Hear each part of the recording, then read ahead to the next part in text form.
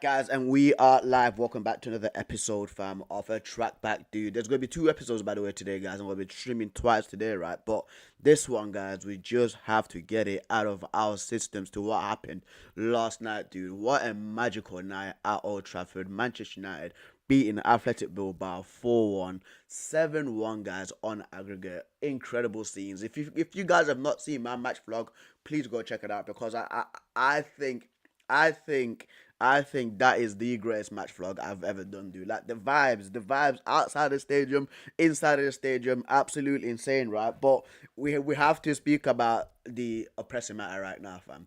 United will play Tottenham Hotspur in the Europa League final in 2 weeks' time. Bro, at the Bilbao Stadium, dude, and this game is massive. It's absolutely massive because whoever wins the Europa League, as you've seen all around the footballing world right now, on social media, other football fans crying about it. You've got football managers crying about it. You've got football legends crying about it. Manchester United and Tottenham have been absolutely terrible this season. They shouldn't be getting into the Champions League. Well, cry more because because the requirements for winning Europa League, you get rewarded by going into the Champions League. That is the incentive. Don't shoot us. Go at UEFA about this, right? But of course, there's been football fans on YouTube who support Manchester United and Spurs giving their opinions, guys, about this. So we will be scouring through YouTube, reacting to videos of different content creators who are Manchester United fans, who are Spurs fans, and who are Arsenal fans as well, talking about this, right? So I don't want to keep you guys waiting for too long because people don't like the sound of my voice. So let's just go right into it. Let's go right into it, guys, with a man like Mark Goldbridge and man like Don Robbie, bro, speaking about the whole aftermath of the Champions League and the Europa League. So let's get it started in a tres, dos, uno, vamos. To that sport ball, I'm joined again by Robbie as we dissect what could be a massive nightmare. Well. I don't know. He's probably feeling as bad as Arsene Wenger this morning. 6 teams in the Champions League. He's probably furious. I bet he had a restless night. Did you have a restless night, Robbie? Because not only are Spurs in the final of the Europa League, you're out of the Champions League. You got a guard of honour on Sunday, but you had a 7-point gap. Oh yeah, they've also got a guard of honour again for Liverpool, bro, at Anfield. Oh my days, dude. The humility, bro. Like you know what, right? With guys, we say this season in, season out, don't we? Like football fans, aside from Arsenal fans, we say this season out about Arsenal, right? Like, be careful, don't talk too early, win something first before you chat, fam. But no, it always comes back to bite them in the bum. You had one guy, no, not one guy, 2 guys had a Champions League winners, like a 25 shirt printed at the back of their tops, right, after they're beating Real Madrid at the Emirates Stadium. And we're telling them once again, do not celebrate too early. Don't celebrate too early because things like this happen where Man United and Tottenham are in a freaking final and Spurs, bro, oh my days, dude. Oh my, like, don't get me wrong. I want my team, Man United, right, to win the final. I genuinely do, bro. But if Spurs win the Europa League before Arsenal, dude, oh my days, dude. Oh my days. I'm going to be here, bro. The absolute meltdown that's going to happen on social media is going to be crazy. Crazy as hell, fam. But anyway, guys, let's continue. In Premier League predictions, win, lose or draw. It's down to 2. That's a bit of a shock for you. It's down to 2. It's all going wrong. Like Arsenal fan by name, Arsenal fan by nature, eh? It's just all disappearing. Oh dear, man. This is. I thought I'd keep that one back. Oh man, no. Listen, I know I went bold last week. I even predicted Southampton winning. There must be something seriously wrong with me. No, listen, it's been a horrible week. The season's over for Arsenal, isn't it? Yet again, and we nearly got there again. You know what I mean? And yeah, it's been a rough week. You know what I mean? I don't really. It's not for me, you guys getting through to, well, even Spurs getting through to a final. It's the fact that, we've missed out on the final. Yeah. I don't spend my time. Yeah, not even like a Carabao Cup final, not even an FA Cup final, not even a Champions League final, bro. Like, even like in the Premier League, they're so far behind Liverpool, dude. This season, guys, I was also expecting Arsenal to have a good season.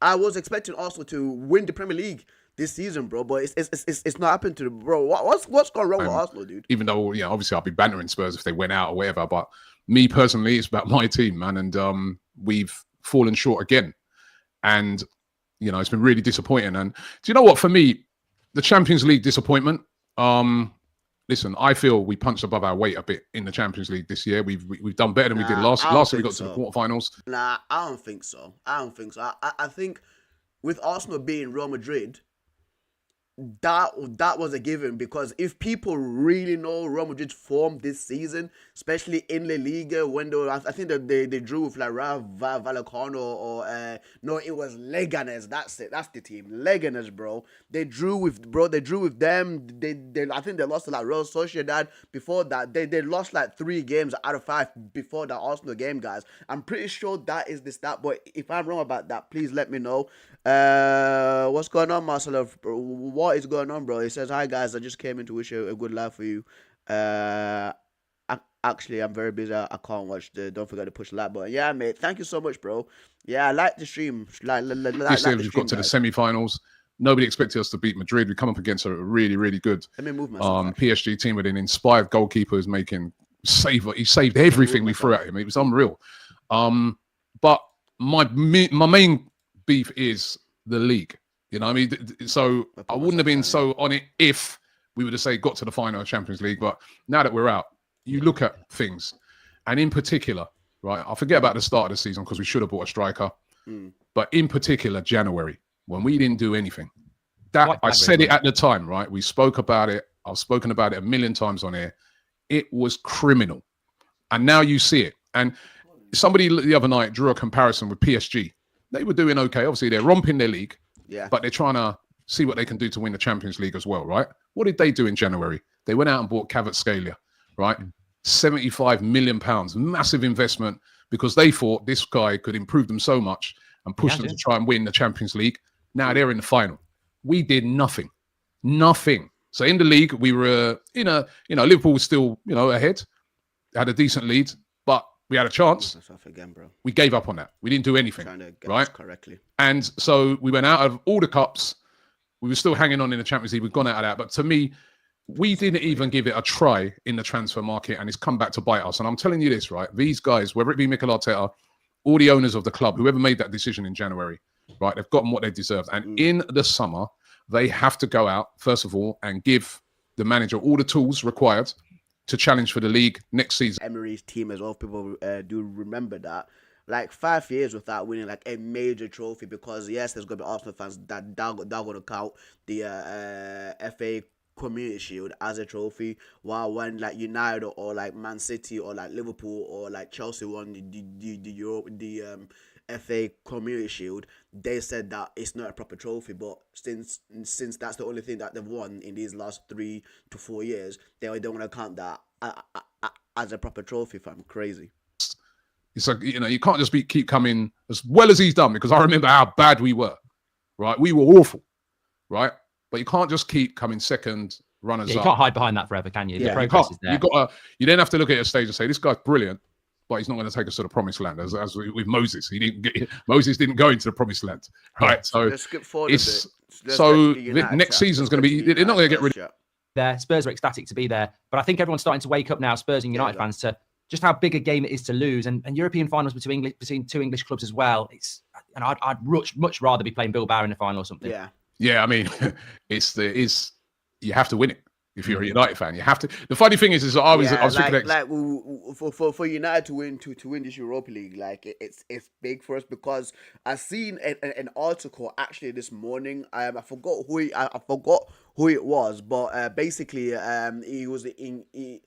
it was a talk about Victor Gyökeres. He's actually prioritizing Arsenal over Manchester United at the moment right now. He's apparently spoke with Ruben Amorim, right? If Manchester United do win the Europa League and get into the Champions League, then that's when Victor Gyökeres can actually turn his head and actually speak with Manchester United. Like this, bro, this competition, this final, dude, it's gonna be so intense, fam. So intense, dude. Like the pros, right? Like the pros and cons are just they're staggering. They're absolutely staggering. Of course, for winning the Europa League, like the prize money that you get again getting into the Champions League, because with the Champions League that gives you the status, and many of football players want to play in the Champions League. If you don't win the Europa League next season, there's less money. You won't be in a continental tournament like the Champions League, like the Europa League, like the Conference League. It's just going to be only Carabao Cup, FA Cup, and Premier League football, dude. Yeah, it's mental, dude. It's absolutely mental. And like for me, as a United fan, I wish that we didn't play against Tottenham. I wish that we didn't play against Tottenham Hotspur, bro. That's one thing that I did that's one thing I didn't want. I genuinely thought that Tottenham was gonna lose like in a quarterfinal or something like that. Like they were literally out of sight for me. They were 100% out of sight, right? But now it's looking peak because like Spurs will go into this final with confidence because they've beaten Manchester United 3 times this season, guys. They beat us at Old Trafford 3-0 when Bruno got sent off. They beat us at their new stadium twice in the Premier. I think in the Premier League they only beat us like 1-0 or 2. I think it was 1 or 2-0, right? They also beat us in the Carabao Cup. I think that was like 3-2 or like 4-3 when Spurs scored from the corner. They have got players missing. Don't get me wrong, like James Maddison's out, right? Well, with us for Manchester United, we have got Dalot that seems to be coming back to fitness. Matthias de Ligt did pick up an injury versus Brentford, but it's not something that as serious as we thought it was going to be because we thought it was another knee injury, right? But it's looking like he's gonna be back for that Europa League final. We've got Xerxes missing too, so both teams do have players missing, right? So but for me, it's a hard one to tell, dude. Like United in like finals, we're very good. We've reached like 4 finals in the last 3 years because we in Ten Hag's first year we played Manchester City. If you guys remember in the FA Cup final where Gundogan scored like 16 seconds in, we played in a Carabao Cup final versus Newcastle where we beat them. The year after we played Manchester City once again in the FA Cup final. We beat them when a lot of people were expecting Manchester United to lose, and then of course this season we all will be playing against Tottenham in the Europa League final, right? And don't get me wrong, right? Like again on finals, it's just a one-off game. Hopefully the guys do show up motivated. What is going on? What is going on, Enrique Fryer, bro? What is going on, brother? Shout out to you, fam. Like listen, you've been popping up a few times. You've been popping up a few times, bro. Shout out to my guy, fam. Like a long time subscriber. He's been subscribed for like 5 years. Shout out to you, man. Man like Enrique Fryer, fam, right? But anyway, so with Manchester United and finals, we definitely need to get this done. We've got players that have been there and of course won finals, especially if you look at Casemiro, the experience that he's going to bring in, like compared to Tottenham Hotspur, like Spurs right now, they've got no players that have been like in a massive final, maybe aside from Heung-min Son in the 2019 Champions League final versus Liverpool. So listen. And United play better when we are underdogs as well. And guys, like United play so much better when we are underestimated. Again, just look at the Liverpool game a few months ago when it was at Anfield. People were expecting Manchester United to get battered 7-0, 6-0. Yeah, Liverpool fans going crazy with the score, saying we won about 5 goals in the first half, right? And we went to Anfield and we drew for them. Same thing again, like the final last year in the FA Cup. That final last year, guys, in that FA Cup, I was remembering it's gonna be 4-1 to Man City. United are absolutely terrible this season, but the way that those guys played, Kobe Mainoo, Garnacho, Bruno Fernandes, dude, like we need to bring this home. We need to bring this home, guys. We need to bring exact same thing this morning. You know, I'm gonna be going in to do a show today. Best of Enemies, Expressions, KG. They're gonna cook the life out of me. Oh yeah. And that's one of the things as well, because I actually wanted to do this a little bit later, but of course I've got plans later, a little bit later on, right? And I did want to see the best of enemies between Expressions KG and Robbie, because they are going to cook him. They are 100% going to cook Robbie, bro. Like this is something he's been trying to avoid. Because we went out of the Champions League, and you know I'm not, even though I've got to go to Kenya later on. Even though I've got to go Kenny later on, I've got to go and take my cooking, right? It is what it is, right? But like you said, for the team that loses that game, like if you're Manchester United and you lose to this Tottenham team, It'd be absolutely dreadful. Like, that's why Wenger was saying what he was saying, that, and which I don't agree with at this stage, because I feel that that's the rules of the competition. Wenger was crying. There's some rules that need to change. That's one of them. I feel that if you've got 30 odd teams, is it 38 teams in the 36. Champions League? 36 teams in the Champions League. It's come on, the Europa League. I'm not sure if then when you win that, I understand it under the old system. If you win that to go into the Champions League. See, I disagree. I think it's more of a thing, because I think, you know, where Wenger's got it wrong, and to be fair, it gives you an incentive, fam. Like, I don't know what it is, right, with everybody complaining. Just because it's Spurs and United, everybody else is freaking complaining now. Oh, it's so unfair that just one of those two teams can be in the Champions League. Like, how terrible they've been. 15th and 16th place should not get you a Champions League. Well, I tell you what, right? If your team does well in a continental competition and they get to the final, regardless of the form in the league, they deserve it, bro, because it's not us that makes the freaking rules. It is the governing body. UEFA made those rules. We just participated in it. We're so...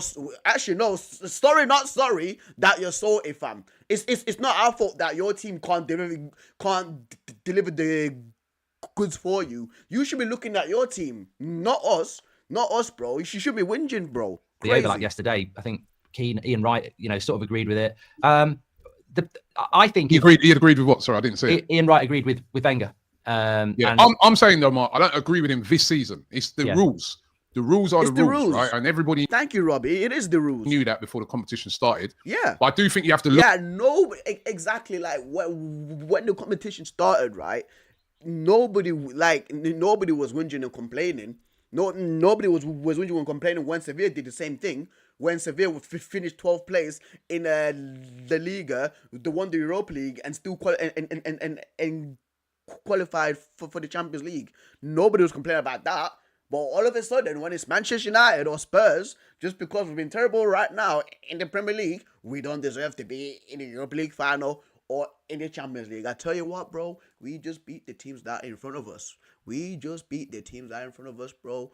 That's it, bro. It's a footballing tournament. Things like this happen. That's it. Same thing with, I remember Chelsea. Chelsea finished 10th place, so I think it was the 2012 season, in the 11-12 season, right? Chelsea finished in they finished in 10th place. 10th place, and they won the Champions League, right? And of course, when you win the Champions League, you can continue for next season because you are the champion, right? And yeah, rightly so. You should be in the next tournament, and that's what happened with Chelsea. That's what happened with Chelsea, bro. Like you have to win your games, dude. Like that is the incentive. Look at it. Whether you change it or not, I'm not even sure, but you do have to look at it. If you've got 38 teams, that is a severely weakened competition, and I'm not trying to take away, and it's not being bitter because you got to a final and it is what it is, right? But you've got 38 of Europe's teams in one, I think it's 38, in one competition. 36, yeah. 36. And then you're going to have the teams in the other thing that you can see they're nowhere near as strong as those teams in the Champions League. But in the case of you guys, how badly you've been in the league to get in the Champions League, it does seem a bit weird. I get it. I completely get it. I mean, I think if you're Aston Villa or you're Newcastle will get in. If you're Aston Villa or you're Forest and you miss out and you see Man United or Spurs in there, I completely get it. But there's also an arrogance there because they're looking at the Premier League. The Premier League is owned by the Premier League. This is UEFA. Yeah. What about all the other leagues? Well, yeah, but this is my point. Yeah. This is UEFA's rules. Guys, like this is all across the board in different leagues, man. Bro, this could be like who's terrible right now. I think it's AC Milan. That's outside, right? They're top 4, top 5. Like AC Milan, if they're in this competition and won the Europa League, they'll be in the Champions League, guys. It's literally, guys, like what is this, fam? That this rule applies for all the different Portuguese teams, French teams, Spanish teams, German teams, Italian teams, dude, Polish teams, Norwegian teams, Swedish teams, bro, like Scottish teams. It applies to every team. United and Spurs did well. They've beaten the teams that are in front of them, and they've gotten to the Europa League final. So the reward for them, if again one of them is gonna win, they're gonna get promoted up to the Champions League. That's what UEFA's done. I don't get why people are freaking whinging about this, bro. This is absolutely childish crap, dude. Just thinking about it right now, it's absolutely pathetic of Arsene Wenger to actually speak about that, bro. It's so pathetic, fam. Yes. Nottingham Forest, not Brighton, Bournemouth, Aston Villa, Chelsea, Newcastle, Man City.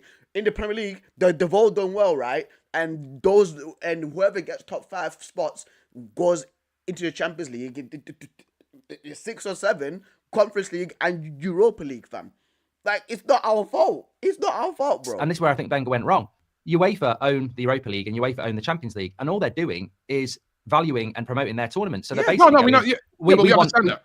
Yeah, but so you win the UEFA Europa League, you get promoted to the UEFA Champions League.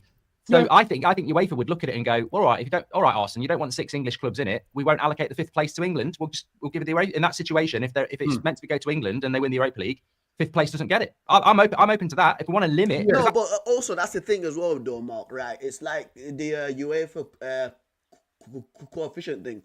We missed out on it last year. I think it was an Italian or a German. I think it was the Italian or German league, right? That got that 5th spot. We weren't complaining. It's like, yes, football. Sorry that United were an absolute shambles last season in the Champions League, right? And the other English teams didn't do their best to secure that 5th spot. You get what I mean? But right now, Spurs, United are in the Europa League final. Yes, with Arsenal, they got to the semis, right?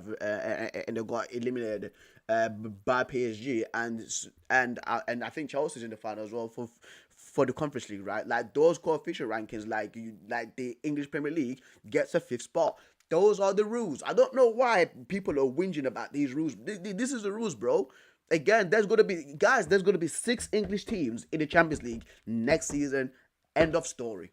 End of story, bro. If you guys, right, want 6 teams from the Spanish, because that's what happened last time. There were 6 teams from the Spanish league. Nobody's freaking speaking about that, by the way. Nobody's talking about that, right? But if you guys want 6 teams for your countries, or if you don't want the freaking United or freaking Spurs going to the Champions League, going to the Champions League, you have to do better. Like, look at yourself. Don't look at us, bro. We've just complied with the rules. That's literally it. That's what he's talking about. If you want to limit it, but I don't think it. I think, look, Arsenal probably won't, fingers crossed, be in the Europa League anytime soon. I hope you are. But you know what I mean. But if you are in it, it's not only just it's a rescue mission, which I think adds. I think it's great for football to find these. Adds to the competition, yeah. But it also adds to the competition. Like they were talking on the overlap yesterday about like money's ruining football, but then they've got Sky Bet in the top left-hand corner. You know, it's like football. The Championship playoffs is not about winning the playoffs; it's about the money you're going to get from the Premier League, isn't it? And I think that but I do agree with you on some things. I do agree on some things. We spoke about this, and I'm still not happy about it with the Champions League. I wanted to ask you about this because Loz asked me yesterday. I just think that PSG were 2 points from going out completely. They had to go through the playoffs, and they get home tie in the semi-final. I think next year, if you finish in the top 8, depending where you finish, so if Liverpool finish top and they get to the semi-final and they play Arsenal, they get the home leg because they finished higher. I think there's no point in having an 8-game system and then not rewarding the top 8 other than you don't play a playoff. I think they need to go, you've got to have the home legs as well. Yeah.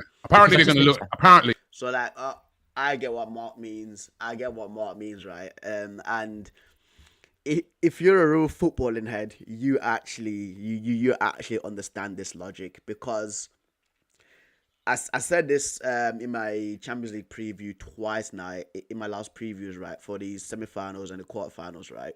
I said, like, whichever team plays first at home, they've got the disadvantage, because let's say it's Bayern Munich versus Barcelona, right, and Bayern Munich play at home at the Allianz Arena. Bayern Munich beat Barcelona 2-0. Barcelona know that in the second leg that they have to get a better deficit than those 2 goals, so that gives them a target, like in the game for them to reach to. So let's say like Barcelona beats Bayern Munich 3-0, like they have to beat Bayern Munich 3-0, right? Because the previous game was 2-0 to Bayern, so it's going to be 3-2 on aggregate. It's such a massive advantage because you know what you have to beat. And this is what I meant, like, with Arsenal, especially like with Arsenal playing Real Madrid away at the Santiago Bernabeu, because when Arsenal beat Real Madrid 3-0 at the Emirates, right, everybody knew that, like, listen, like, Real Madrid right now have to score 4 goals. They have to prevent Arsenal from scoring a goal at the Santiago Bernabeu, but they have to also score 4 goals as well. And it's a massive advantage. It generally is, bro, because you know what you have to do to actually progress. So that's true. That's true. It's such an underrated thing, like, in my opinion. They're going to look at it. How they managed to oversight that is absolutely wrong. Because you check Arsenal, yeah, we finished third.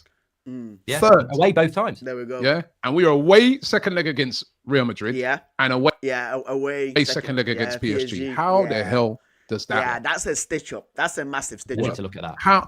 Like somebody said to me, he was coming back on the plane yesterday, on the train yesterday, and somebody said, "Listen," it goes, they should do it just like in America, like in American sports, when you finish high in their sort of playoff. It's like a what's it called now? I know exactly what they're speaking about. So like the teams that finish high actually get like a bye game, where it's like a free, where basically it's like a free game for you to progress. Like, let's say from the round of 16. So in that round of 16 game, you don't play, you just automatically go to the quarterfinals. I'm pretty sure that's what he's on about as well, and the seeding as well. Type system. That's where you get the majority of games at your place. You get to choose, right? So how is it that the second leg now we have to go to one of the most hostile stadiums, right? In in Europe to play that game. Absolutely, I'm not using that as an excuse, but we knew it before. But how that was 2 games in a row, crazy. That's what I'm saying with these tournaments. Are they thinking enough? I know why UEFA have done it. It is the rules that the win. And I literally turned the TV off and didn't look at football for 2 months. I know it's our job, but if Spurs beat us, I will find it very hard to do any work for it, because that's how big it is. It's a nightmare, and it'll be the same for Spurs fans. But looking at it in your situation, you're probably more new. Well, you don't like Spurs, etc. I'm absolutely not having, and I think it's important. I am not having that Man United are favourites for this game, because Spurs will want that. Yeah. I think Spurs will be coming at this going, "Oh, we're the underdogs because we don't win anything." They are the underdogs, Mark. Nah. You've just said it himself. They beat us 3 times this season. Nah, they aren't the underdogs, bro. Like we are, bro. Like Spurs literally outclassed us 3 times this season. Bloody dreadful. Spurs are actually a better team than Man United. They just play a stupid system. I don't think they are. I don't think they are, especially now. Spurs understand the system. They've actually got a competent striker. They've got good defenders. They've got a good goalkeeper. Again, like the manager always wins something in his second season. Spurs are definitely the better team. Right. Going to be favourites. Do you know what it is, right? I've been saying from even knows the smiling is after you beat Leon, I'm like, this. You can see it's the experience of Manchester United in these big trophies, big cups, right? Actually, you've even seen it with Manchester United this season. When you've come up against the big teams and the big challenges, they've delivered. They beat us in the FA Cup. Last season against Man City. City are the favourites. You beat them. Manchester United, because they've been there on that stage so many times. When you've got players like Casemiro, look how well he's playing all of a sudden. When you've got players, even Maguire's, these guys are used to the big stage, which is a different pressure that comes with these type of games. Whereas you look at Tottenham, they're not used to that. They've got the good players, Spurs, but they're not used to that pressure. I do see Manchester United as the favourites. Players like Bruno Fernandes. We're not the favourites, man. You know what I mean? These guys, this is their stage. Robbie, no, we're not the favourites. They've been doing for years. Whereas Spurs, you're going to have a lot of players there. This is the first time they're tasting this. I think United are favourites. I don't want it. No. I don't want the favourites tag. I think we're better underdogs, like you say. When we went to Arsenal, no one gave us a chance. When we went to Man City, no one gave us a chance. I want the underdog. I want the underdog tag. No, but and look how impressive. I think United. Listen, Spurs Bodo Glimt. Come on, Bodo Glimt. Shouldn't he? That's what I'm saying. When you look at this competition, for the fact that they got to semis, you have to think about it. But they blew away Bodo Glimt. I expected that. I thought United would beat Atletico Bilbao, but the way in which United blew them away, I think they're really hit good form in this competition after that Lyon game, and they've really got a belief. I think United will win the final. Nah, it's so nervy though, because just trying to take me away from the United thing for a moment. You know what? Leave us out of One this, silly tackle in the first 10 minutes, red card. It's just, your whole season could rest on a dodgy refereeing decision or a stupid tackle. It's just, or even just a bad start. You know what? Even just a bad.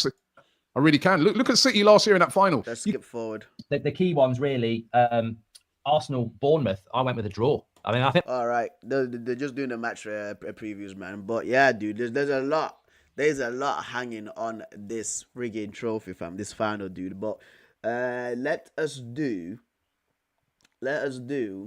man like expressions. We'll do expressions. We'll do James Alcott. Spurs travelled up to Norway to play on a pitch straight out of a Sabutio box, fam. Balls were flying like a George Michael concert. The pitch we had to play on was 4G like an iPhone 13. Some of the players were wearing AstroTurf. World Cup is earlier. Normally, the thing's pressed on the thing, fam. Spurs travelled up to Norway to play on a pitch straight out of a Sabutio. About jeez, Tottenham's gonna do it again. You didn't score. Defending, tick blood. You know what I mean? Going forward, fam. Broski, I'm happy with it, bruv. You know what I mean? When it comes to the changes, as well, we'll go back. We were dominating, bro. You get me? Kulu could have had a better game, but we move. You know what I'm saying, fam? Bro, these man, bro, they didn't look like scoring. You get me? I think Vicario made like one save. You get me? You're talking about us going all the way down to Norway, blood. The Arctic weathers, fam. The 4G pitch, blood. With these man having them little black things that they're going to have to pour out. Bro, I genuinely expected Spurs, right, to struggle in that game, dude. Because when Bodo... This is what I mean, guys. Like, Spurs, for me, are the favourites to actually win this trophy. Because when we played Bodo Glimt at Old Trafford, we struggled against them. I'm pretty sure they scored first as well. I think it was a mistake from like Lisandro Martinez, because I was actually at that game because it was Ruben Amorim's first game as a Manchester United manager, dude. And for me, again, like Bodo Glimt, because they were giving it the big one, man. Like, Bodo Glimt were proper giving it the big one. Oh, don't worry when you come to our artificial ground. We'll score 2 goals past you guys. Like, it's only 3-1. We've got a chance of coming back. We will play better, dude. And then Spurs slapped them up. It's like, man, went goals in outputting, fam. You know them way there. That's what it was. Absolute glorious result for us. You know what I mean? Went out there, professional performance, bruv. Absolutely professional performance, bruv. Do you know what I mean? Van de Ven, Ramiro, bruv. Solid at the back. You get me, fam? Nicki Minaj, settings, bruv. What's man talking about? That's what we were like. Do you know what I mean, fam? Broski, I'm happy with it, bruv. You know what I mean? When it comes to the changes as well, Ange made some good changes too. You get me? Every substitution I called for, and he actually got it right, blood. Do you know what I mean, fam? He got it right, bro. He said that he always wins trophies in his next season. And, bro, not only, obviously, I want to win it for Tottenham, bro. You get me, bro? I'd love Ange to win that trophy, bro. I'd love him to win that trophy. Yeah, Ange is definitely going. You get me, fam? You get me? I'm still on the same wave. You get me? He doesn't deserve to. There's no way you could say he deserves to be sacked after winning the Europa League, because he got us Champions League football and something that we ain't seen in like 18 years or whatever it's been, innit? I'm not saying he deserves to be sacked, but if you was to ask me, if Ange wins, would you like another manager? Me personally, there's no agenda, but me personally, Brad, I'd like a new manager. And I'm not saying this because I'm a big man. I can say, you know what, I'm wrong. If he wins this, I want to keep him. But I'm being honest with you. I'm not saying that man could be calling for his head if he wins this, because that would be silly. But at the same time, if I had an option, you get me? Who knows? He could even walk.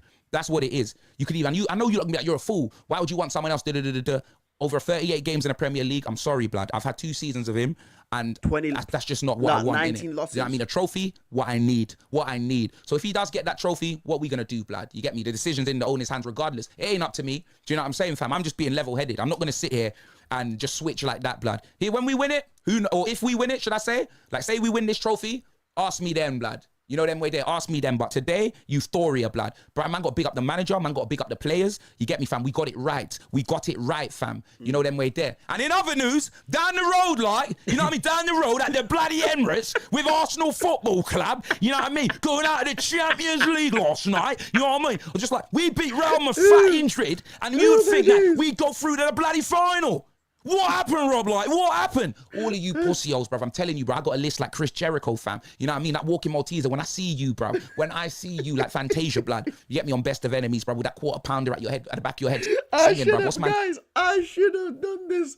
Found that Best of Enemies, bro. I should have done this at that time, bro. Like, these plans are killing me, fam. You know what? Actually, I might do it like later on for the late stream. Because around like 4 p.m, like I've actually got plans. So I might like do it later on just to see this, bro. Because I know what's going to happen, dude.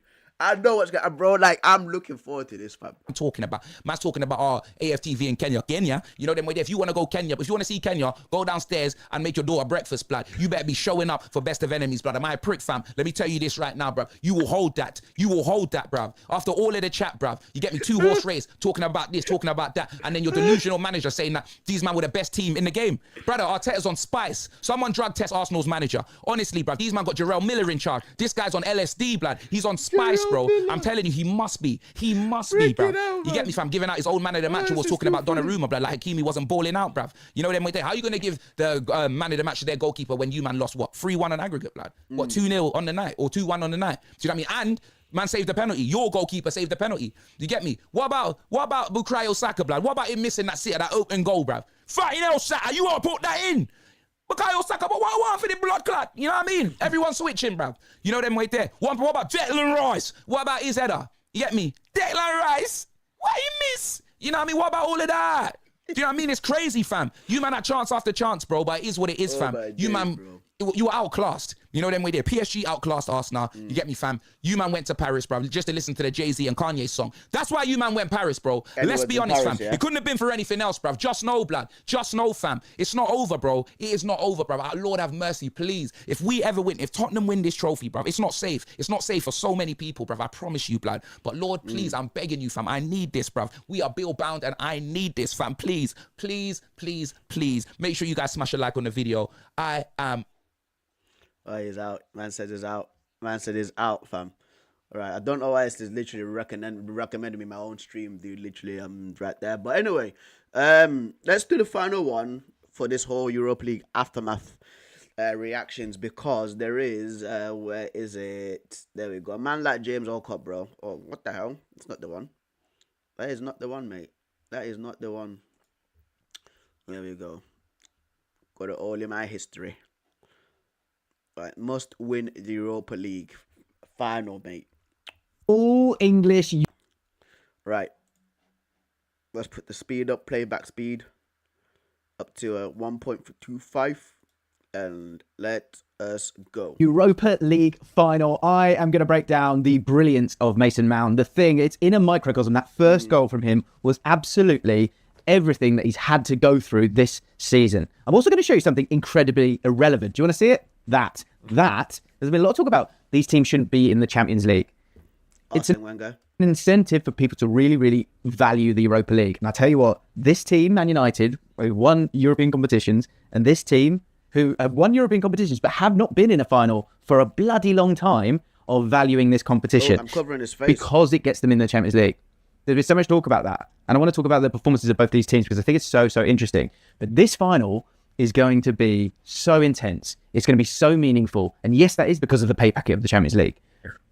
But say both these teams are already in the Champions League, okay, it would then be about the trophy. But the point in previous years, with all the winners before who haven't been in the Champions League, might have been one space out, two spaces out. Yes, of course, this is a further than that. But the rules are the rules. Yeah. And if that is the incentive, I don't see too much of a problem with it. Because most teams that are already in the Champions League, it takes away the incentive. And therefore, they might not show the desire to win it. And these two teams, in particular, Man United, some of the games that they have played to get themselves here. I was wrong, people.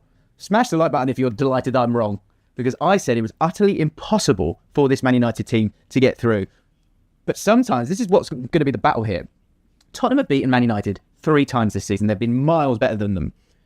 But are Man United starting to untangle themselves? That's the analogy I kind of got in my head at the moment, is that this Man United team is like this horrible, that set of headphones with wire. Yeah. And it's just an utter mess. You take it out of your pocket, and Amorim is trying to untangle it. And in terms of being able to untangle this mess that Man United have got themselves in, and I guess this mess that Spurs have got themselves in from a league point of view, and the tangling coming from their point of view, probably injuries, and maybe a touch on the style of play, and maybe the psychology of the club, which I think, let's be fair, that has been playing a part. And yeah, the whole psychology thing of that Tottenham are bottle jobs. When we get to the final, you've got a team that has been as poor as Man United, but have won competitions in, the last 2 seasons, cup competitions, with this squad. Maybe not the manager, but with this squad. And so they're going to have to deal with that as we step into this Europa League final. And both these teams need to win it. I thought both teams it fell for them a little bit tonight, but not, yes, from luck, but you kind of make your own luck. Dominic Solanke getting that crucial goal, Tottenham being really, really The Pedro Porro goal. I don't know if people seen that Pedro Porro goal from yesterday as well, bro. It was like a cross. Man's crossed the ball, and the ball's literally like the trajectory of it's flow out to the right, and it just hit the post and gone in. God, lovely and boring. Which they've been in the Europa League away games. Same happened with Frankfurt for the bulk of it. It was a very, mature performance, which is something that has maybe been missing a little bit. I do think the return of Doggy and the whole back four really has just been huge for Spurs and gives them a massive advantage. One big player in the Spurs Man United games has been James Maddison. Not having James Maddison could be a huge, huge part of this, because it's those key players that knit it together that can be the difference, which leads me on to Man United. And again, I got this so wrong. And of course, they've not won it yet. And I said it was impossible that they could win it. But to beat Athletic Club 7-1 on aggregate is ridiculous. Athletic Club have been a really good defensive side as well in the league. Me and Tabrez was speaking about that yesterday after the United game. Like, for us to get 7 goals versus one of the best defensive teams in Spain is crazy, bro. And if people remember, I think there was like a goal a few weeks ago that Federico Valverde scored, an absolute rocket. Like, I think it was at the Bernabeu, the last minute screamer. That was against Athletic Bilbao, guys. Literally a last minute screamer for Real Madrid to actually win that game at the Bernabeu, dude.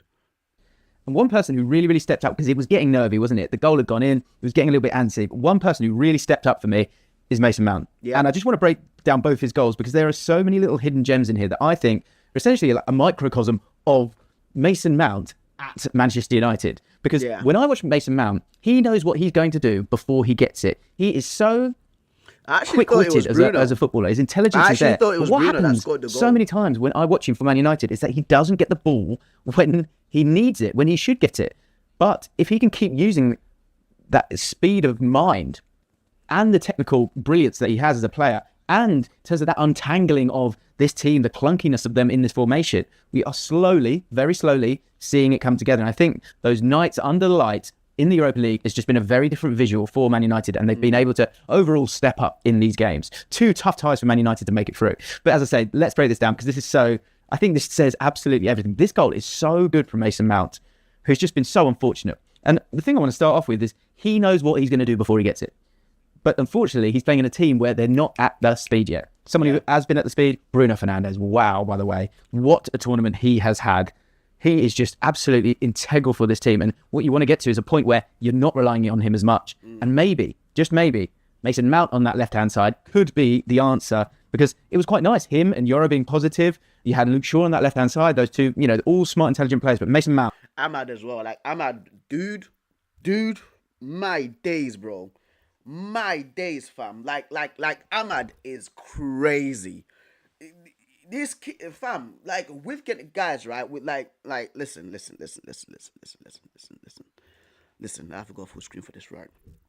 Yesterday, when I was in the stadium, right, of course, watching the game with Garnacho, fam, like, he missed one chance where he tried to dink it over the goalkeeper rather than just place the ball, because he tries to do things like this because he thinks it's like Cristiano Ronaldo when his ability is not, right?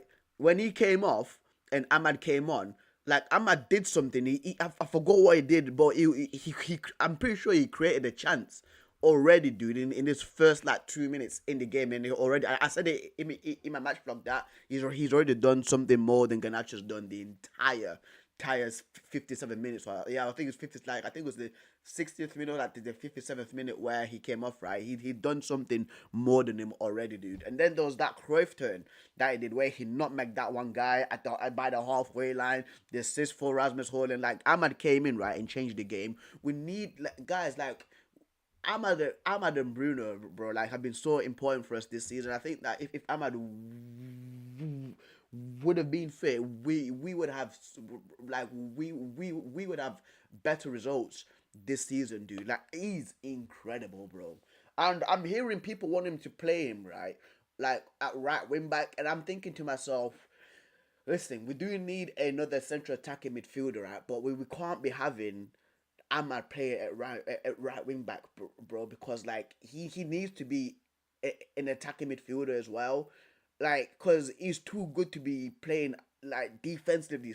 Like, he's too good to be playing, like defensively side. You get what I mean? Like he can't be a wing back, guys. Like he can't be defending. He needs to be more up, like more upper, bro, on the pitch, dude. Because oh my days, he has everything, man. The decision making, the speed, the strength for a short guy, brilliant jumping. Like, oh, I love Ahmad, man. I love Ahmad, dude. He's so good. He's absolutely so good. Knows what he wants before anyone else does. He's the one that crossed the ball in. I remember this because I've actually got the entire I've got like the entire goal, like the whole minute of the goal, right? And he's the one that actually put the cross in. I'm pretty sure he's one that hands are up. He wants the ball, but it doesn't come when he wants it to. And so the header is over him. It's not to his feet. He's rushing about. It's a little bit in between the two. But sometimes you've got to go and go. And then the ball went out to the left side. It came, and then I think it was Euro that got it because he ran into it and then gave it to Mount. Then Mount did the Cruyff turn, slot to the bottom right corner, right? And I thought it was Bruno that scored. Yes, I don't see it being a huge problem, to be honest, because you've got these guys giving everything for a European tournament, which is what should be happening. There's so much sort of status, like, hammering here. This is like Tottenham have not been in a European final for a long time. But back to this goal, because it's absolutely outstanding. So again, it doesn't fall for Mason Mount, but he goes again. And here, look, he knows what he wants to happen before anyone else. He is always 1 or 2 steps ahead. Add to that the technical pedigree that he has and quality that he has. And it actually, in a moment that wasn't how he wanted it or saw it, he was still able to get himself again a yard ahead. Because here, again, Mount knows, stop, wait, chill. Well, let's keep the ball. It's actually not the only one there. Casemiro as well, another experienced player. I think it's Casemiro, isn't it? Yeah, it is. With Euro. But Euro shows some real positivity here. Maybe not in the right channel because he's then kind of stepping into his area here. Man, like but Euro, back to Mason Mount and his ability to think on his feet. Because as he comes towards him, which is not exactly what he's kind of after, Mount figures it out and he gets himself a step ahead. And so this is something that we don't often see with these guys in terms of them getting right next to each other. And for him to play it to him is a little bit of an odd pass. Actually, probably the right pass is to Højlund, who can then play it to Mason Mount as he spins because he's got a man on him. But Mason Mount is always thinking. And that little bit of movement is lovely. And look how he sends the defender. It's absolutely outstanding. Yeah. One touch, and he's going to get that shot off. And it's in one fluid movement because he knows what he's going to do before he gets it. One touch, 1 yard. The technique there. Look at the technique for the strike there. Exactly what you would want to see from a player. And it's gorgeous. It's an incredible goal. It's a game-changing goal. It's a crucial goal. And it's a goal he's deserved. And you can know that he's wanted it. He's got every little aspect that you want in a player. And that's why everyone talks about how good he is. And he's just not fallen for him. And I think there's been other aspects of play here. And then the second goal, in terms of that technical element, sure have definitely it's all good and well kind of knowing what you want to do. 100%. But can you do it as well? This, again, just shows shows I was shocked about this how. goal, you know. I was shocked about this goal because I remember, like, it was me and there's some guy next to me. I forgot what we were doing. I think we were just, like, talking or we were looking down, like, at our phones because we were thinking, like, game's over, right? And I see, like, Rasmus Højlund running through and the goalkeeper bringing him. I was like, okay. At least he tried. And then the ball falls like from Mount. I see him on heel with his left foot. I was like, bro, this guy's gone. When you look that a little bit closer, how good this lad is. Because here, he actually, just before, he has a little scan. Let's figure it out. There we go. Here he is as a scan. Now, look, he's going to wallop this ball at him. That very few players, so few players, would be capable of doing this. Because as the ball gets drilled to him, he then takes a touch. Man said, Far says, you lot better not ball against these murders. Stretches and takes a touch. And the touch is so perfect that he's able to be neutral and get his head up and look. And there's one little gem at the end of this, which I think is everything. So he plays the cross, the pass, is poor, obviously. This is just one wee little touch perfectly into exactly the area he wants to have it. That is not easy when you're stretching. Look at that. All of a sudden, from one little touch in a really, hectic moment, look how neutral his body is because the touch is so perfect. And it's so good a touch, he's able to have a little look up. He's able to look and see the goal. And then has he got the technical ability to get it done? On his left Watch foot. this. On his weak foot. First of all, the technique is absolutely stunning. The way he strikes the ball is perfect, even though he's stretching just that little bit with his right foot. Of course, the first goal, absolute bullet with his right foot. This time the left foot. Crazy. And this says it all for me because all of that done in a couple of moments. Look where the ball crosses the line. Slap, bang, in the middle of the goal. Look, there's a penalty box there. Slap, bang, in the middle of the goal. That is so elite. It's so elite. Huge for Mason Mount to have Mason Mount, get him involved, get him playing, get them playing together, get that left side sorted out. It gives Man United a huge advantage moving forward. And now we have a final where I think prior to maybe the last couple of games, you're thinking Tottenham have just been too good for them. But now with a couple of changes here, this is a final that has the magnitude and two teams that have the desperation to save their season and to save, their financial situations a little bit, less so for Spurs, of course, as well. And for the managers above them, it couldn't be more important as well. Yeah. So it's an all-English final. Let me know your thoughts on that. Spurs fans, congratulations. Navigated it really well. All the things that you've been criticised of over, the course of the season in the Premier League. And for Man United, again, in the Premier League, can't score goals, can't create. 7-1. By hook or by crook, yes, the second goal in the first leg is crucial, but you're there. You're in the final. But it's going to get tense again. I'm so excited to see that final. Smash the like button if you're happy for Flav. Smash the like button if you're happy for Sam Peoples or Stephen House on the Goldbridge or wherever it might be. And subscribe to the channel if you haven't watched us before. Nice.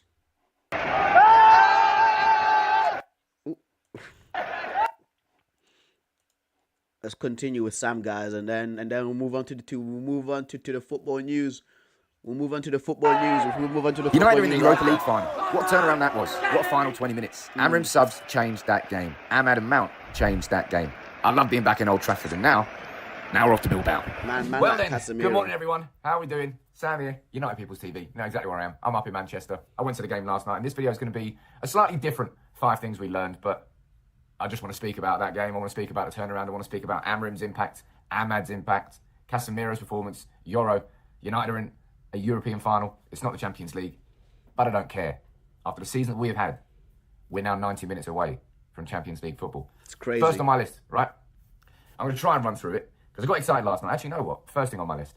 I just want to say a big shout out to everybody who sort of came and said hi to me last night. You all know that because I work a lot, I don't really get to go to games. And going there last night, yeah, man, I love United. Yeah, man. I love United. I always thought he lived in Manchester. That last 20 minutes, all right? First 60 minutes of that game were pretty horrible to watch. It was a bit predictable. I was hoping United were going to come out in the first 20, score, kill the game. They never did. United sat back, and then it was a cracking goal, to be fair. You know what really annoyed me?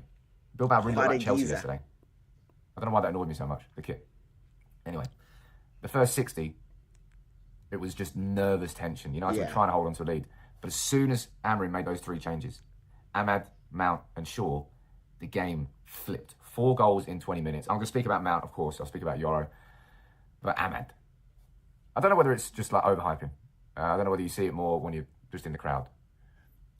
But he just gets everyone excited. Everyone edges towards the edge of their seat when Ahmad gets the ball. And he's such a difference maker. Ahmad, please be fit to start the final. Yeah. He's just... There's something pure, I think, about Ahmad. And how he celebrates the mad social media posts he does. There's kind of like... He's not media trained and he's not really... He's not robotic, I suppose, is the way I would describe him. That nutmeg that he had and that move with Mason Mount. I agree, I love Ahmad so much, man. Right. What? Again, I spoke about him like a few minutes ago, bro. The kid's crazy, What the hell did Ten Hag have with him? Seriously? Yeah.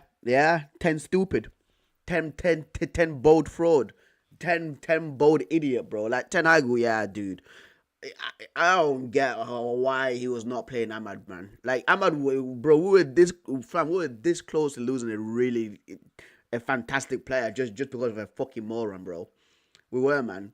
Crazy. Seriously, someone's got to do a bit of research into that.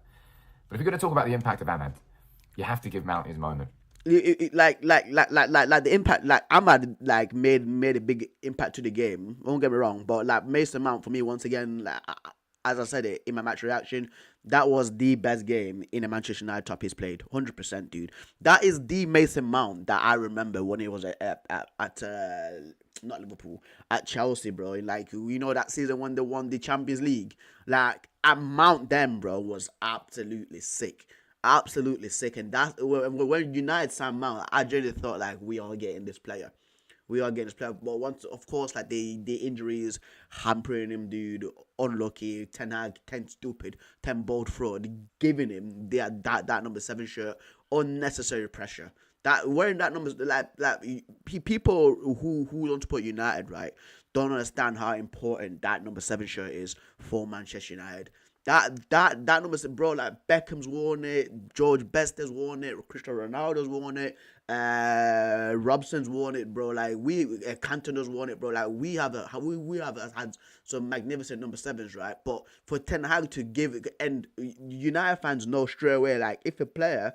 If a Manchester United player, right, is wearing like the number 7, is highly likely they are the best player in the freaking team, and that's how it's like. That's how it's like, right? And for Ten Hag again, like I remember when he gave Mount the number 7 top, and I was like, "What's this idiot thinking? What is this idiot thinking, dude? Just giving him that? It's not right. It's not right because once again, it's just unnecessary pressure. It's unnecessary pressure, dude." Both of those goals yesterday were sheer quality. And for a player who has absolutely underwhelmed at United so far, that's now, his 6th, 7th, 8th, I don't know how many appearances from the bench. But that turn for the goal, it was like Manu against Liverpool, it was like Makeda against Villa. A perfect cross down. Also the run from Euro, I'll speak about Euro next. But Mount, you saw how happy Amrin was on the sidelines for Mount. Like a beaming smile on his face, like a happy dad. Fair play to Mount. You got him in the starting 11 for the final now? Mount, because obviously the game changed when Ugarte went off. There's just Bruno deeper, like with the players that Man United again got, and again I don't want to jinx it, and God forbid like nothing happens to them, right? But when we have like Ahmad and Mount, who are of course like fit, like we can play them in those attacking mid spot, and then Bruno can play in the number 8 alongside Casemiro and Ugarte. We can actually do that, bro, because like Ugarte, guys, like these last few games for me has not been good enough. I generally do think that he's been struggling, right? If we can get those two guys like playing behind Rasmus Højlund and Garnacho to come off of the bench, because I think that Garnacho works better as an impact sub. I think that's the way to go, in my opinion, because once again, like with Ahmad, like he always supplies Højlund. Like even yesterday's game, like he's the one that assisted Højlund from that goal. Same thing with like Mount. Like Mount can be a selfish player as well. Likes to get assists too. He is creative too. So yeah, man, that's what I don't want for the final. So we'll have to see. It's a more aggressive formation. You start with the back 5 and you've got Ugarte and Casemiro together. The idea of it is to hold tight. And Casemiro, can I quickly have another little mention of him? Yeah. It feels to me like, I said this in my match reaction, it feels to me like Casemiro is just... Casemiro in Europe versus Casemiro everywhere else. 2 different players. A bit like United. We're a different beast in Europe. But Casemiro has just been sheer class.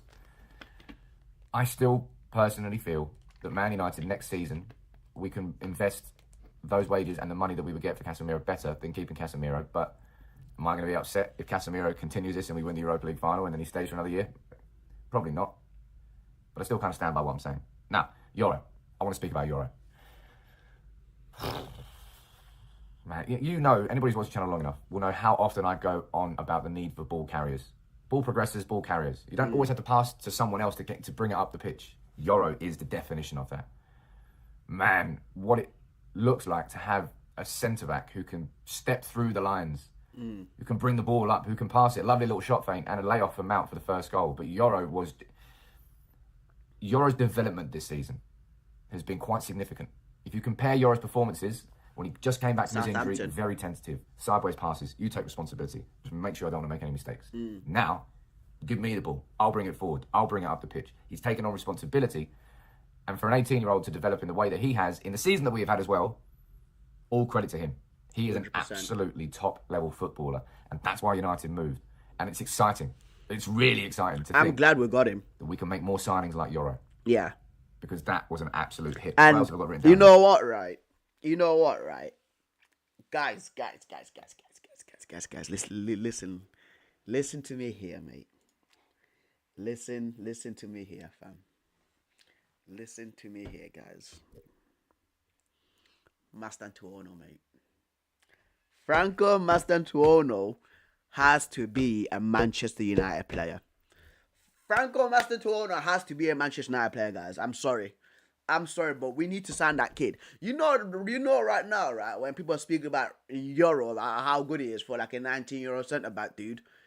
Franco Mastantuono is on that level.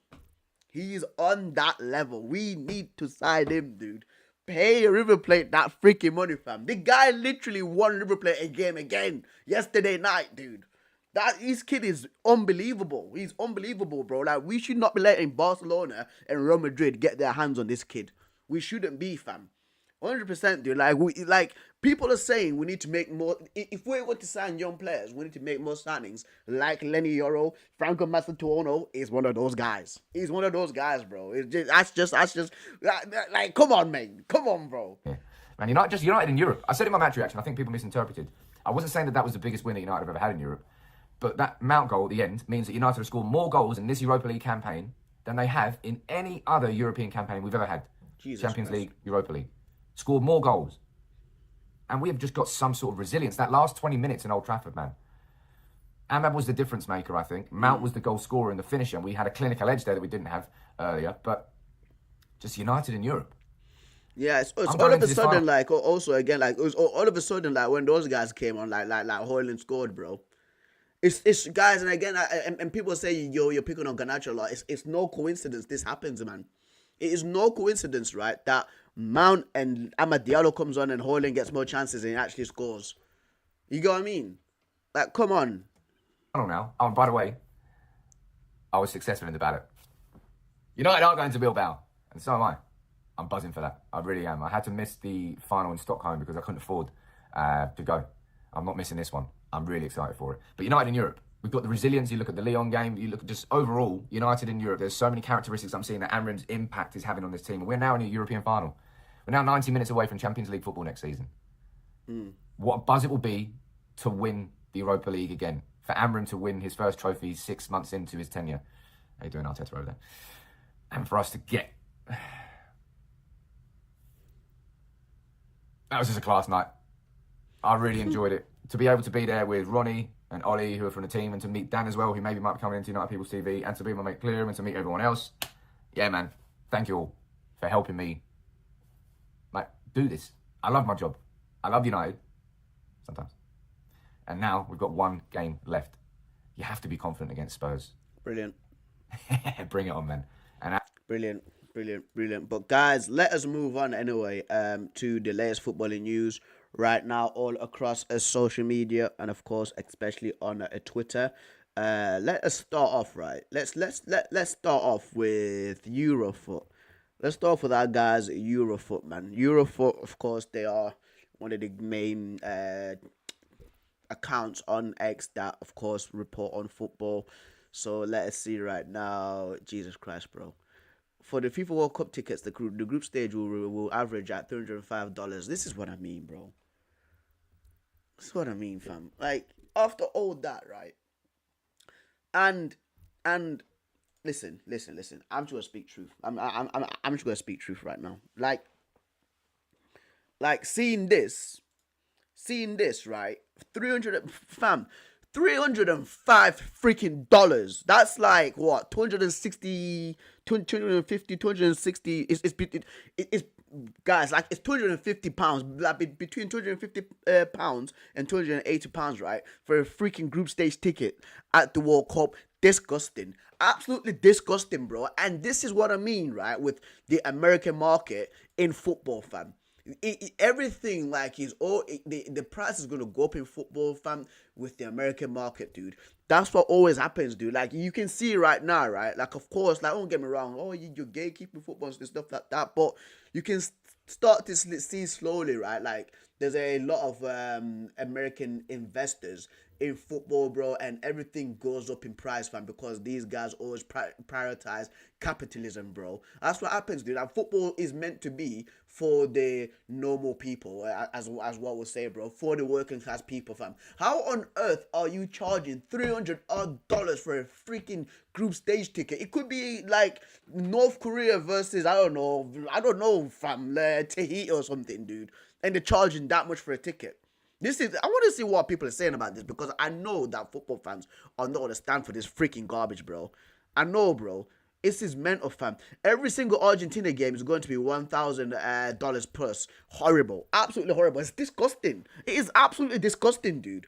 It's disgusting, bro. Crazy.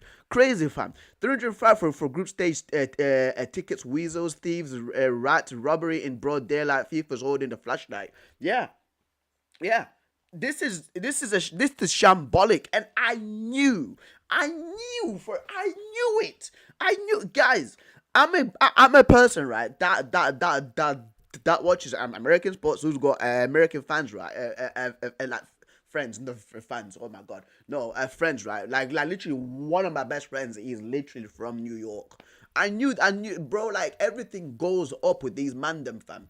This is one of my fears about the tickets, especially football. When you look at, again, when you look at teams that are run by American owners in football, bro, when you look at United, when you look at Arsenal, fam, I think it's also Chelsea as well. That's got American. Like the tickets always go up in price. I'm pretty sure it was like Marseille, when the Marseille fans absolutely kicked off, right? That they went to the training ground to protest against that tickets, like for tickets going up, because these man, they're so out of touch with football. Like all these guys see is money bags, bro. That's what they see, dude. That's what they generally see, fam. Like, and the majority of American owners do this. They do this, bro.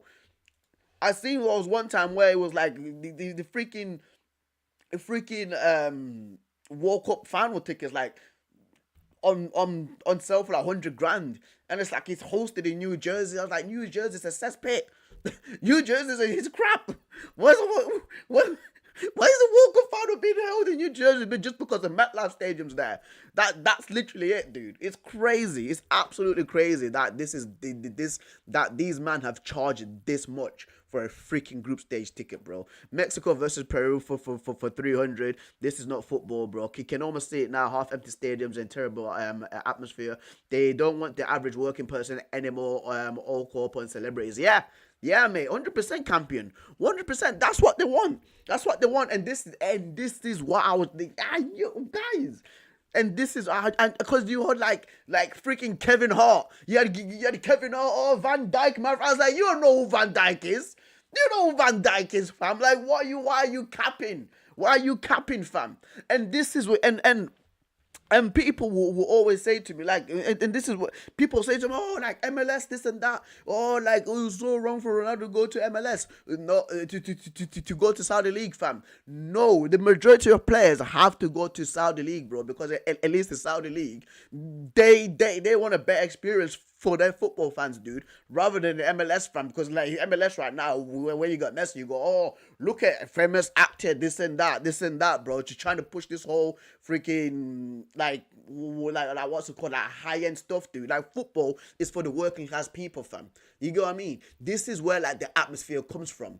You get what I mean, dude? Not like you wouldn't have like these working class, you wouldn't have like these rich people going freaking crazy at a football stadium, bro, because they are too pompous. That's what it is. That's what it is, dude. That's what it is, mate. Disgusting. Absolutely shocking. Absolutely shocking, bro. It's ruining the world. Yeah, way to ruin the World Cup. It's ruining the World Cup, family. You've got people, once again, right, who might be in Asia. Let's say like the Philippines or something like that. They're trying to get to America to watch a football game, right? And of course, they have to pay for the plane ticket, hotel ticket, and then they get to the freaking stadium, and it's like, sorry, my guy, $305 for a freaking group stage ticket. Get out of here. Get out of here, bro. This is wrong, fam. It is absolutely wrong. It is disgusting. It is exploiting people. It is exploiting people who care about football. That's what it is, dude. That's what it is, right? And I tell you what, once again, guys, right? When things like this happen, there's always going to be the football fans, right? And people are always going to find another way to entertain themselves. They're going to leave this crap behind, dude. This is what's going to happen.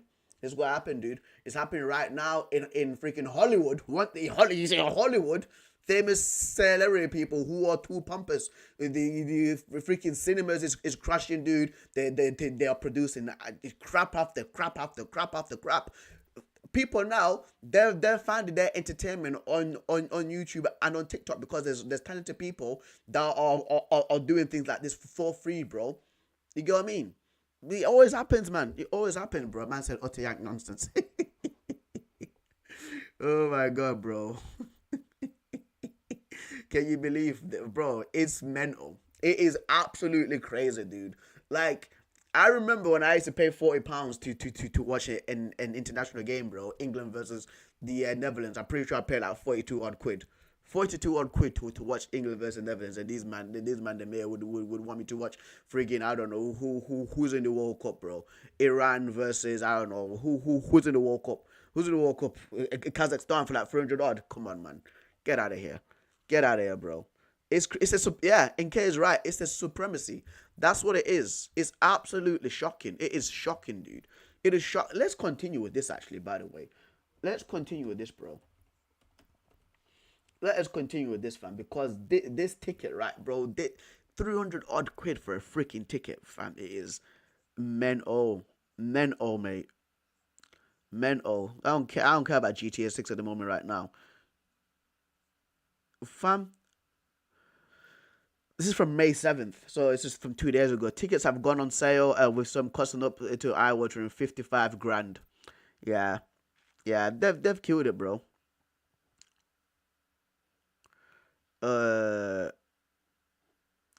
You have no idea the background or preparations for this World Cup. Remember, it's the same year as the 250th anniversary for the United States. There is such a big plan for events. That is one to be remembered. We don't care, mate. We don't care, bro.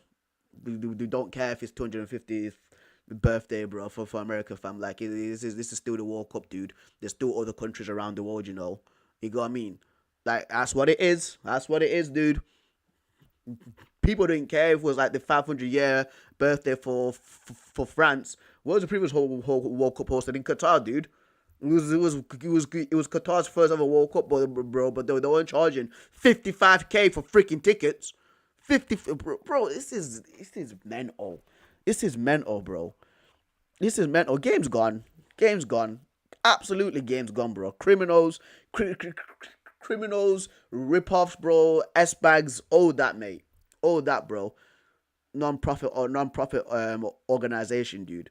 And you can see, bro, like, I've been seeing it, bro. Like, they've been trying so hard. To break into the American market because they know that they'll get more money and everything else. It will go expensive for normal match-going fans. For fans who have been going since they've been young, bro. I've been going to football games, guys, since I've been, like, 9 years old, dude. When I was in Rotherham. You get what I mean? Like, I've been going for football games for ages, guys, and like this is ruining it, fam. It's ruining it, bro. 100%. 100%, bro. 100%, dude. Right. Ticket. I'm gonna put ticket, bro, because these tickets are insane, dude. This is insanity, bro. This is insanity, fam.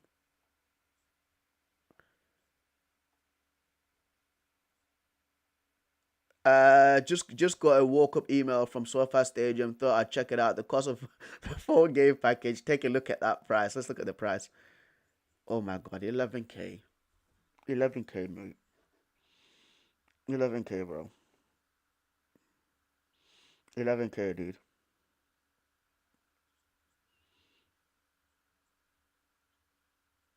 Bro.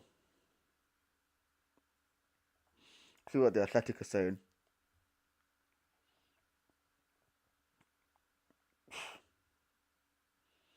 Mate.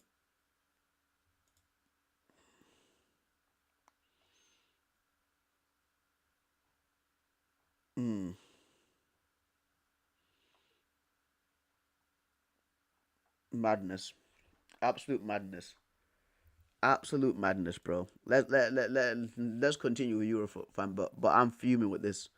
I'm absolutely fuming with that, bro. That's crazy. Right, official. Xabi Alonso will leave Bayer Leverkusen at the end of the season. Of course, he had the invincible seasons last season. He won the DFB Pokal as well, and won the DFL Super Cup last year. Well, for this in the 24-25 season, when he took Leverkusen over, there was 16th. He made them German champions. Yeah, bro, crazy. Like Xabi Alonso is going to Real Madrid. That's why Enrique commented that Xabi Alonso. Yes, that I see why now you commented that, bro. So he's looking like he's going to Real Madrid, bro. It's going to be very interesting to see what's going to happen because Xabi Alonso's system Of course, people know like with the flying wingbacks, right? I wonder what's gonna happen to like Kylian Mbappe, Rodrigo, and Vinicius Junior, because it's gonna be very interesting, right? Piece. There's Filippo and Simone Inzaghi. Timothy Chandler extension Frankfurt. Full takeover for Salford City. Been to a game before. Nice place. Yep.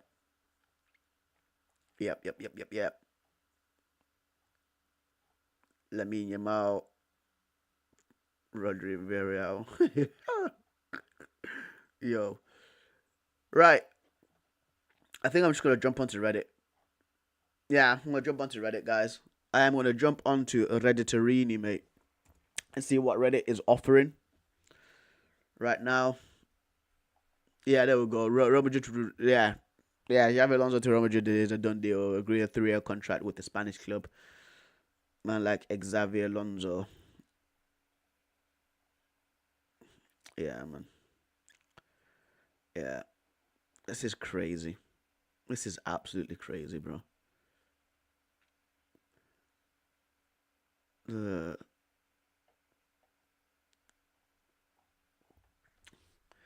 like Anthony, the free kick in it. This was Anthony's free kick from the stands. This is Anthony's free kick. Yo, man, like Anthony's been going sizzler, dude. He's actually been going sizzler, bro.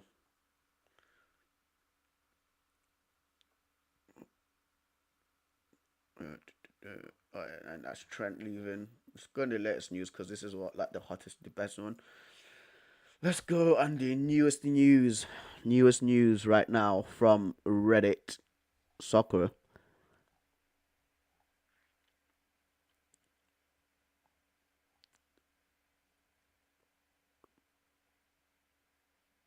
Okay. Betis president Angel Haro keeping Anthony is very, very, very complicated. We'll negotiate with Manchester United to extend the loan. I actually spoke with my friend Gerardo that supports Real Betis. I was meant to go to a Real Betis game in April, but I just couldn't, just due to circumstantial things, right, guys? But like with Gerardo, he genuinely said that like, bro, like we can't afford him. Like we need to extend the loan.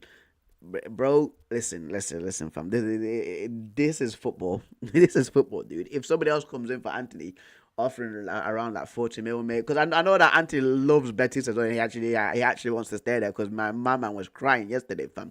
But listen, if someone comes in with the higher bid, bro, we're gonna sell to the highest bidder, fam, because we can't do this whole loan stuff, fam. We have to be cutthroat this summer.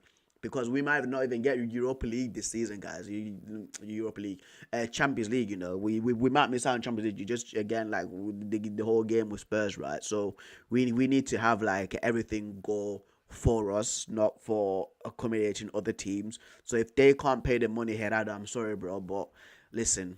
If somebody else comes in, with the money, we can't be loaning Anthony once again, fam. We need the money, bro, to actually strengthen our team as well. So apologies for that, mate. Yeah, Xabi Alonso, Western United consultation to change update club crest. Really? Newcastle are changing their club crest.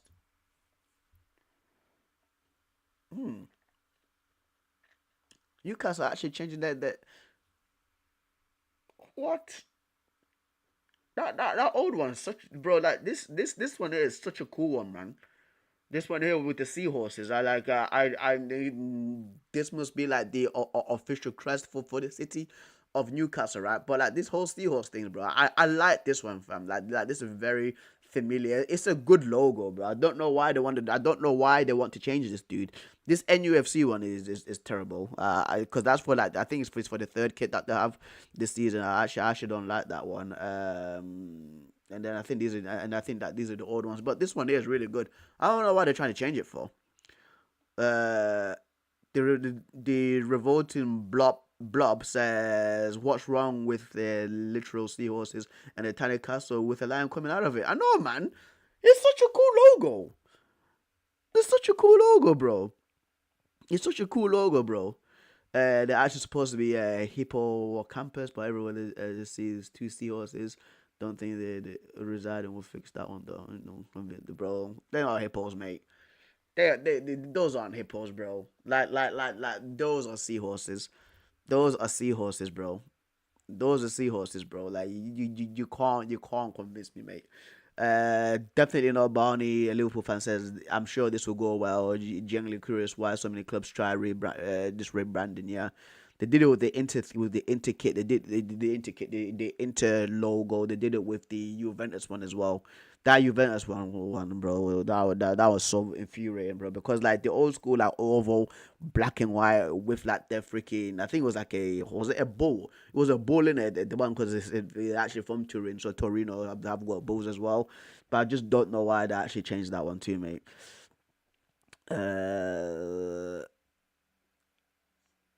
Yeah. Yes, and another iconic Prem team badge being turned into a solar circle. I love modern football, mate. Yeah, it makes me appreciate the sheer lunacy of the attempted Leeds redesign. Yeah, dude. Yeah, mate. Yeah, even the Man City one. I think that the Man City old logo was really good. You know, like the whole eagle / griffin kind of thing with like the City shield in the middle, bro. Yeah. To be fair, the badge also comes out wonky on a lot of merch people use to rage and blame a custom shite quality control for it, but the badge is so intricate it wasn't helping matters. Okay. Man's thinking about merch. Bro. He ain't thinking about that whole winning stuff, bro. Okay, Xavi Alonso leaving. Alright.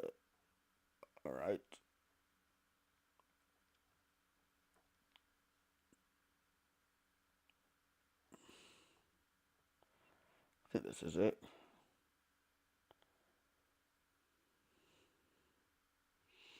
Florian Wirtz going to Bayern Munich. Let's look at other stuff, guys. Let me jump on YouTube once again. Let's do more reactions, mate. There's man like Trupa. Here we go. Final, here we come. Real Madrid bomb. Yeah, Alonso. The Pope. There's a new Pope. Man like Kieran, Black Light Travel. If you've not seen this, if you guys need to go check out his channel. Really, really, really good channel. Travels everywhere. Watches football in any country, mate. Go check him out, mate. Let's see. My ugly ass head. Should we do Fabrizio Romano's one? Let's look at Fabrizio Romano's one. Hey guys, welcome back to the channel. Fabrizio Romano here as always to keep you posted on the transfer market. Today, guys, we have to mention Real Madrid with an important update, but also the situation of Florian Wirtz, Marcus Rashford, two important names for the next weeks. Let's jump into it. Let's go, man. Let's go, man like Fab. Man like Fabrizio. And so, guys, here we are ready for a crazy transfer window, and today is an important day for Real Madrid because the here we go is coming soon for Xabi Alonso to become the new head coach of Real Madrid. Here we go is coming because the agreement is ready, everything is ready, also the internal communication between Xabi Alonso and Bayer Leverkusen, also Bayer Leverkusen in the last 4 or 5 days starting to accelerate the process to find a new coach, and usually when it happens is because their current coach, Xabi Alonso, already made the decision to leave the club. It will be public very soon, but Xabi Alonso has decided to go to Real Madrid, and this is not a surprise if you are following the channel. I don't know how many times I came here telling you about the dream of Xabi Alonso to be Real Madrid manager, but also about Real Madrid. Despite the stories on Klopp and many other coaches, Real Madrid always considered Xabi Alonso their option number 1, 2, 3, 4, 5 as new head coach. I told you this sentence several times because this was the message internally from those at Real Madrid, convinced about that story, convinced about Xabi Alonso as the perfect man for the job, and so they decided to go very strong on that way, respecting Carlo Ancelotti, because now the formal steps will be needed. So after El Clasico is an important weekend for Real Madrid, of course, but after El Clasico, Real Madrid will complete the exit process for Carlo Ancelotti, who remains in advanced talks with the verbal agreement done, with Brazil waiting to sign the contract. So the Ancelotti-Brazil story is absolutely alive, is not over at all. And what's important to say is that Real Madrid have now everything prepared with Xabi Alonso. This is not a surprise for Bayer Leverkusen. 1 year ago, March 2024, Xabi Alonso had the possibility to go to Bayern. Bayern arrived very strong for Xabi Alonso, but Xabi said, no, thanks, I continue at Bayer Leverkusen. But in that moment, when he signed a new deal at Bayer Leverkusen, he informed Bayer that one day he wanted to be the Real Madrid coach. So might be 2025, 2026, 2027. Xabi told them, if Real Madrid comes, I want to go. And Bayer Leverkusen respected that. So if you remember, 1 month ago I came here and I told you there will be no problem between Xabi Alonso and Bayer Leverkusen, or between Bayer Leverkusen and Real Madrid. First of all, because I think that was a given, to be fair, after last season, because it was also Liverpool as well. Like, it was Liverpool that was looking for a new manager. It was like, because they all wanted Xabi Alonso, because Xabi Alonso has played for all of them. He's played for Liverpool, Bayern, and Real Madrid. And I was speculating that he was, of course, going to join Real Madrid just due to the players that they've got right now, like the incredible team, and Xabi Alonso is going to look forward to actually to working with those players too, right? And even like with Trent Alexander-Arnold's coming in too, it's going to be a crazy, like the way that like Frimpong played for Bayer Leverkusen, right, especially at right back. I wonder how like Xabi Alonso is going to approach coaching Trent Alexander-Arnold, like, man. Between all these people involved, the management of Bayer Leverkusen, Real Madrid, and Xabi himself is excellent. But also because 1 year ago, Xabi has been very clear. One of his best qualities, one of many, he's very straightforward, very clear, very direct, and he told them, I want to go to Real Madrid one day. So now there will be no issue, no problem, preparing the contract, preparing all the documents, preparing the coaching staff of Xabi Alonso, informing him about the summer plans. So Real Madrid are preparing everything. Now, in terms of formal communications, we have to wait for El Clásico, but my expectation has always been and remains Xabi Alonso to Real Madrid as new head coach, and Carlo Ancelotti to Brazil. Despite someone saying that it was over, it was not over. It was on the verge of collapsing, but not really collapsed till the end, and now the deal is there, waiting for Carlo to sign, but for sure the way remains Brazil for Carlo Ancelotti, and Xabi Alonso ready for Real Madrid move. So with this big here we go coming very soon, and it's a really important new era for Real Madrid. Xabi will start sending the club indications on some players. For example, I keep hearing his big admiration for Arda Güler, who is going to be part of Real Madrid project, an instrumental and crucial part of Real Madrid project. Xabi wanted him at Bayer Leverkusen on loan in the recent years. Yeah, he did try to sign Arda Güler, didn't he? Yeah, he tried to sign Arda Güler. They always said no to loans or permanent transfers for Arda Güler. Now Xabi will have the possibility to have Arda as part of his team. Yeah, let's see what happens. Is such a good player, bro. Like, of course, like with Real Madrid not playing him a lot, bro. The guy needs minutes to play, fam. Is really. Leverkusen with another player, Florian Wirtz, because guys, yesterday Wirtz, speaking to Sports Illustrated, made a big interview and saying, I'm very happy to be at Leverkusen. Of course, important words for Bayer Leverkusen, that's fair to say, but also mentioned that at some point he feels ready in some moment to go and try a new chapter, to go out of his comfort zone and experience a new chapter of his career. So, for Bayer Leverkusen, the situation is quite clear. The new contract for Florian Wirtz is still on the table, but it's Wirtz who has to decide. Sign a new deal, basically stay one more season, play the World Cup by being a Bayer Leverkusen player, and then in 2026, after the World Cup, pick your new club, include the release clause, no negotiation needed, no fight needed, you can go wherever you want by paying the release clause. This is what Bayer Leverkusen are still offering to Florian Wirtz. Then Florian Wirtz has more possibilities, especially, for sure, I told you, Man City consider Florian Wirtz their dream target at number 10, but they know it's my days, bro. Oh my days, dude. No, bro. No. Hey. By all means, right? Bayern Munich, dude, do your best to get Florian Wirtz. Don't let Man City get this guy. Do not let Man City get Florian Wirtz, bro. We don't want that. We don't want a David Silva, De Bruyne 2.0, fam. We don't want the 3.0, bro. We do not want that, fam. We want these guys to be having a struggle rebuild, bro. We want, because I know that they're gonna offer the money as well, and I know that Man City will come with the money too. No way, bro. Like, Bayern Munich, do your best. Do your best, bro, to keep those slimy Man City hands away from Florian Wirtz, bro.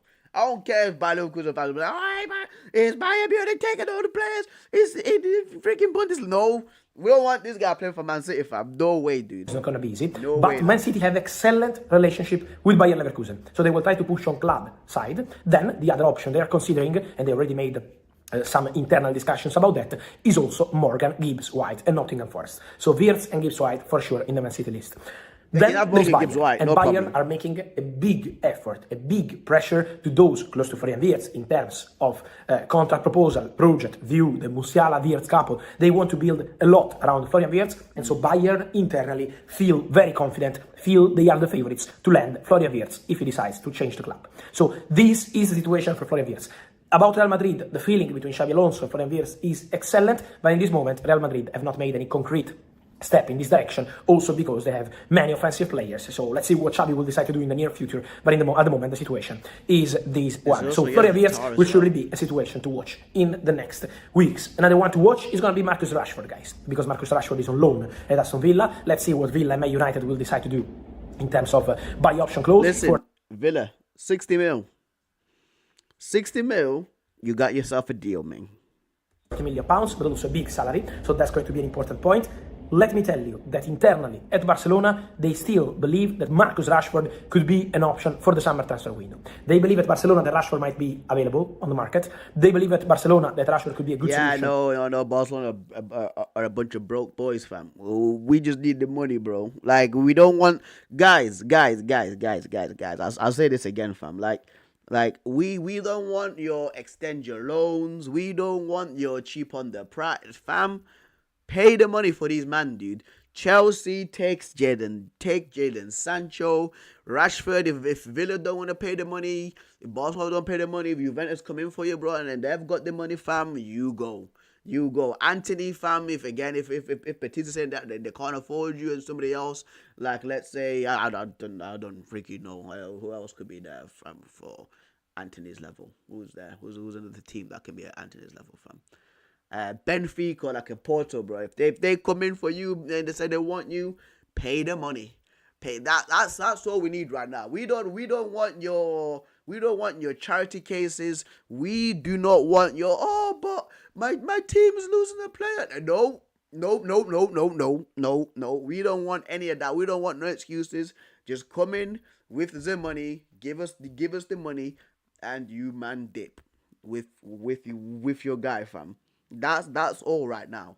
That's all right now, dude. Like, we don't want no sub stories, bro. Like some X Factor things, fam, about how you can't afford a player, bro. Like, we would just go somewhere else and sell this guy, fam. You know what I mean? All these United players right now, they are having a great time. Like, look at Scott McTominay, seeing the top of the league, dude. Like, they're having a great time, fam. Like, they're gonna go and play for the teams and ball out, bro. So you guys better have the money. If you don't have the money, then because he can play as number 9, he can play on the wing, so he can help in several positions, and he's a player appreciated by those at Barcelona. Barca already wanted Rashford in January. It didn't happen because Ansu Fati didn't leave, and so in terms of financial fair play, was not possible to balance the deal. But Marcus Rashford remains in the list of Barcelona, and so if Rashford is not staying at Aston Villa, we will see what happens. Is one of the options under consideration at Barcelona. Then again, it will depend on financial fair play, on deal conditions, on more clubs being keen on the player, and so what he decides to do. We will see on Rashford's side. But on club side, one of the names being mentioned internally for sure is Marcus Rashford. Again, after the January transfer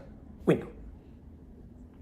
And so, guys, let me know your thoughts on all the stories of Xabi Alonso and Real Madrid. What's your feeling on this one, guys? I want to know your opinion on Xabi and Real Madrid, but also Ancelotti and Brazil, also the situation of Rashford and Barcelona, yes or no for you, and then Florian Wirtz, where do you see his future? Let me know here in comments. Remember to like this video, turn on the notification bell, subscribe to the channel. See you soon. Ciao. Brilliant. But yeah, guys, I think I'm going to have to end it there as well. Thank you so much for the people that have commented. Thank you so much for the people that have liked the stream. It means the world to me. There's gonna be another stream later on tonight, guys. Chill vibes. If I could find this tier list again, it's gonna be the greatest football matches that's been played. So we're doing a tier list for that. We're gonna be doing a blind rankings. We're gonna be doing guess the career path. And we're gonna be doing some other things as well. There might be evenly a DR Sports Don Robbie reaction thing, because I know that he's gonna get absolutely cooked. I know he's gonna get absolutely cooked. So there's gonna be that too. So thank you.